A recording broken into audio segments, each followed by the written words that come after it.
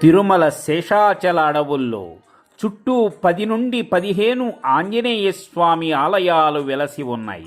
ప్రత్యక్ష దైవం శ్రీ వెంకటేశ్వరుడు కొలువైన దివ్యక్షేత్రంలోనే హనుమంతుడు జన్మించాడని వాదనలు కూడా ఉన్నాయి. అయితే ఎలాంటి వివాదాలకు తావు లేకుండా శాస్త్రీయ భౌగోళిక శాసనాధారాల ద్వారా నిర్ధారించింది టీటీడీ.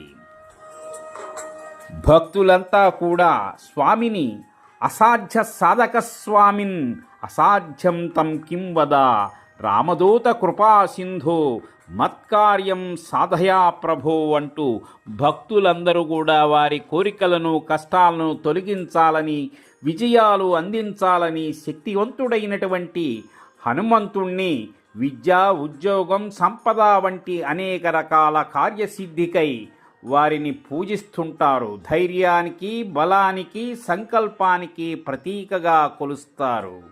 మీ అందరికీ కూడా ఈ నూతన భోగి సంక్రాంతి కనుమ శుభాకాంక్షలు తెలియజేస్తూ స్వామివారి కృప మీపై ఎల్లప్పుడూ ఉండాలని కోరుకుంటూ సర్వే జనాః సుఖినో భవంతు.